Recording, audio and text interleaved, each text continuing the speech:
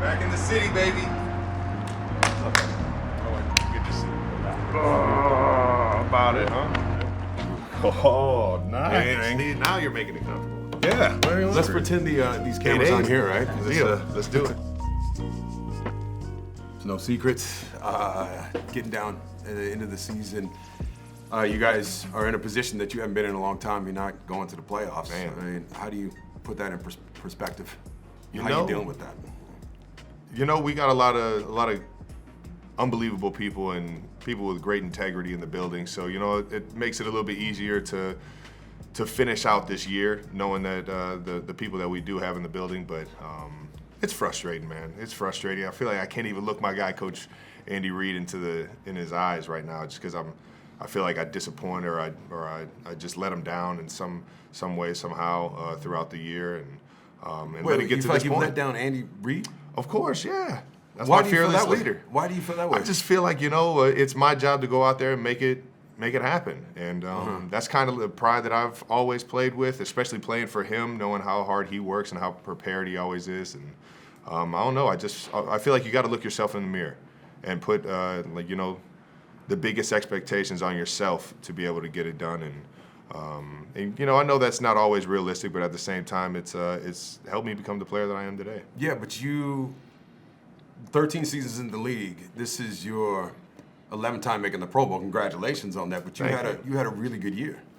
Oh yeah. I mean, obviously, each game is different. You know, when you look at the grand scheme of things, it's a little different than, you know, the certain situations that I felt like I've let the team down or I didn't play at my best, and things like that. But yeah, at the same time, it's just sitting here disappointed and letting the season get to this point. Yeah. Well, speaking of that, you had a really good year, a Pro Bowl year. You led the team in catches, yards, touchdown catches, all that stuff. In fact, you had a great year. You also are the leading guy, the guy in that category throughout the whole history of the Kansas City Chiefs. How does that feel? You know, sitting here talking to the guy that I share the tight end room with. Obviously, you know how much I've appreciated you and you just, you know, being a mentor to me. That and being Tony Gonzalez and trying to chase your greatness, man.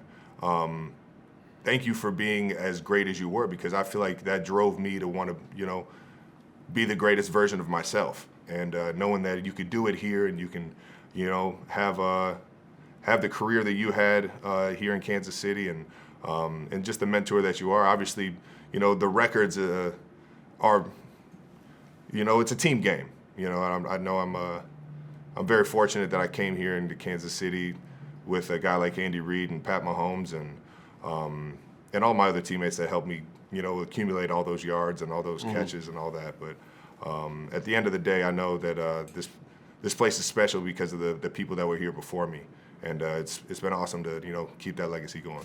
Well, the way you talk about coming in, right when I was leaving, you were coming in. Oh yeah. And we've been in communication for a long time since you got in the league. Oh, yeah. Alan Wright, I think. Alan Wright who hooked us up? Hall of Famer, Alan Wright. Is he a Hall of Famer now? Oh yeah, he's a Hall of Famer. He's the equipment manager.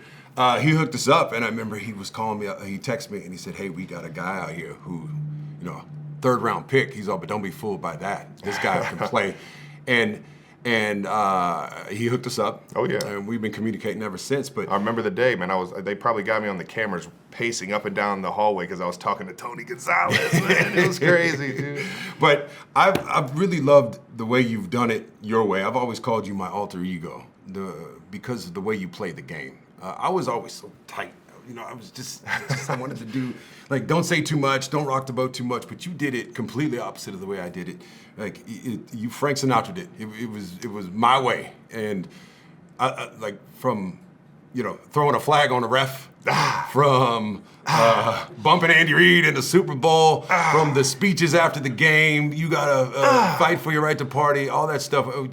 I've really admired that. I don't even know if that's a question. I appreciate that, I just man. admire that about you. I appreciate that. Well, you gave me that advice. You said don't hold back, man. Be yourself out there. And you know, I think Coach Reid has that message as well. It's kind of just been, you know, I've been given the green light to just go out there and just be myself and show everybody how much I love this game, and I love, you know, going out there and putting everything out there on the field.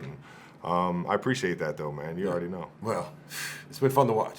It's really been fun to watch. All right, let's address the elephant in the room. Where's it at over there?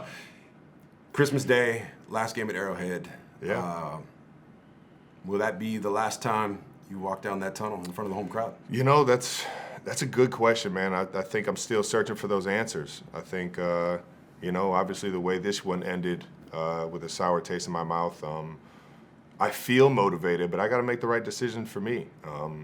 And I got to hope that, if I do want to come back, the Chiefs are willing to bring me back.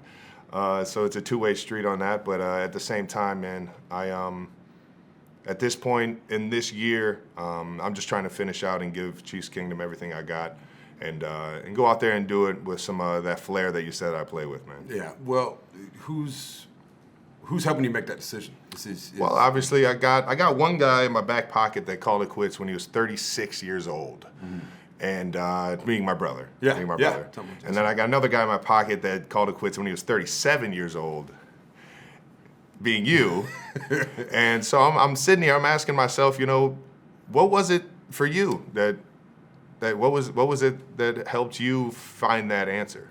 Well, for me, the reason I had kept coming back, because I was going to retire a little bit before. And honestly, I thought last year you guys were going to win the Super Bowl and then you were going to retire at the Super Bowl. You decided to come back. Mm-hmm. But for me, it was chasing that. And that's where I look at you. There's nothing else left. I mean, you are one of the greatest tight ends of all time, if not the greatest. You have won Super Bowl rings. You have been all pro. You have done stuff off the field. You have stuff waiting for you after the season's over. The sky's the limit on what your next chapter is going to be. So that's where I think, who knows what that's going to be. Yeah, and who knows what that's going to be, but you have that opportunity. So that's, for me, that's what went into it. It was like, okay, what am I looking for after this season is over? And, I was in Atlanta at the time. We'd won 2 games. So I knew, like, okay, if I come back here, we're probably not going to win the Super Bowl. So that was a big part of it. Okay, and I had finished everything I wanted to accomplish as a player individually. Yeah. And I said, all right, well, I guess a Super Bowl is just not in the cards for me. But for you, that's not the case.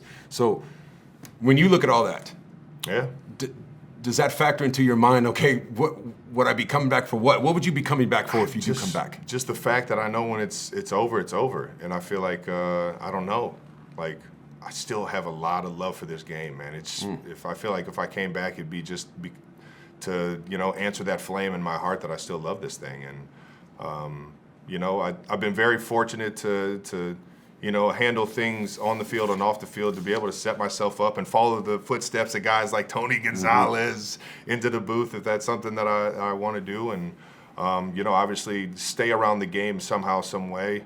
Other avenues like acting, like my guy Tony Gonzalez, dude, just keep following him. I'm just following him everywhere he's going right now. I'm very fortunate that you guys have opened those avenues and made it a success to where guys like me can, maybe find that answer after football. But I got to find out if that's, the next chapter, or if I'm still, young and hungry and ready to play some football, man. Mm-hmm.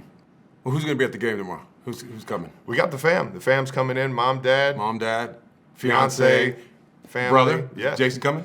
Jason won't be in town. He's got the 4 girls celebrating Christmas out in Philly. So I'm trying to think, like, okay, because maybe you don't want to tell us. Jason and them came to last week. They wanted to come to a noon game. Okay, because I remember my last game. Yeah, so they can get the little ones in and out. High school coaches coming tomorrow? Anything like that? No, they came last week too. Okay. I'm just saying. It's Christmas. It's a hard game for everyone to get to. I'm just saying, my last game, I invited my high school coaches, my basketball coach, my high school football coach, all the people that have ever been there for me throughout the history of my career. Because I knew it was it though. So I'm trying to see if there's a little insight there. But when you walk out there, we all know how great the Kansas City Chief fandom is. Isn't it the best? Like, if it was just Sundays, man, I feel like I could play till I'm 50, man. But obviously, there's so much that goes into it. Arrowhead being Arrowhead, man. The game day atmosphere, playing in front of them, getting a first down, getting a touchdown, and seeing them go crazy, man. Those will be memories that I cherish. No matter when I hang them up, man. I'll be old and gray thinking about those moments. You will. Yeah. So for the fans, one of the coolest things that ever happened to me, and you were there. I was on the Falcons, and I'd come back to play the Chiefs, and they introduced me during the pregame show, the pregame. They said, "Let's welcome back Tony Gonzalez," and the fans. They gave me the biggest shower. It's giving me of chills just welcome thinking back. about it. I It remember gives that, me man. goosebumps too. Okay. Like seriously, it was one of the coolest things ever. Tomorrow, in front of that crowd, that was one of those things too. I was like, if you were going to retire, to give them a chance to shower you, because that was one of the coolest feelings I've ever had in my career. We'll see. Yeah, we'll see. We'll see. I think they've showered me enough with everything that in this community.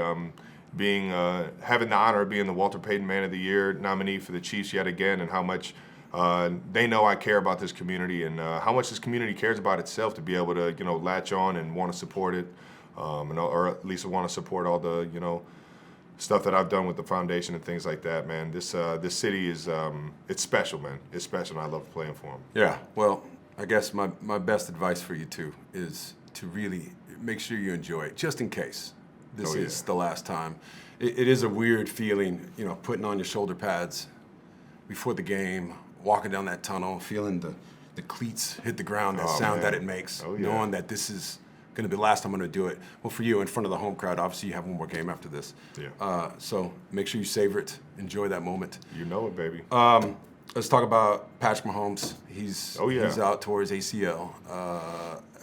First of all, I mean, reflect back on your career. I mean, we're here at 1587. How about it? He's one of your best friends. How about it? That's my guy. Playing with him all these years, what do you take from that? What has that relationship been like?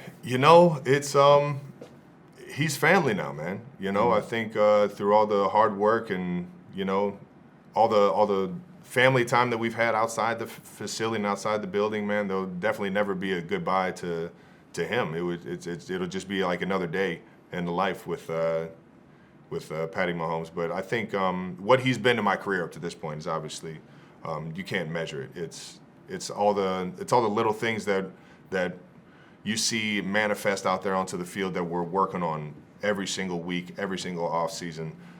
Getting to understand how he sees the game and just trying to be an outlet for him, man. When he came in the league, man, he took this thing by storm, man, and it's been a fun ride ever since he's been at the helm. Yeah, well, you too. I mean, that's both you guys taking it by storm. The connection that you guys had on that field was unlike anything I've ever seen. I mean, it's Jerry Rice and Joe Montana, very few guys like Gronk and Tom. Like it's going to go down in history as one of the best. And have you thought about maybe that being over and him throwing his last pass to you? That was a harsh reality when I got asked that. I forget who exactly asked me that I did a press interview last week, and I was like, oh man, that's a dark way to look at it, man. I think I don't know, I'll always be able to go out there in the backyard slinging around with the old Texas gunslinger, man. But that day's gonna come, and if it's already happened, I can feel pretty content on how many times he's connected on the field with me, and how much success and how much fun we've had playing this game, man. Well, I guess last thing I want to tell you is thank you. Really, I mean that, because the closest I ever got to a Super Bowl, well, in Atlanta, we went to NFC Championship game, but I don't even know if you remember.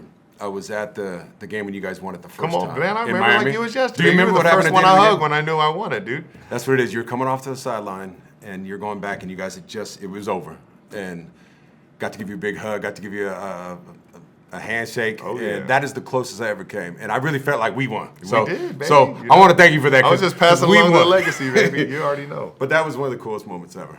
I'm right there with you. Being there with you for that, and I'm proud to be able to be here just in case this is your last one in front of that on Christmas Day, in front of the home crowd.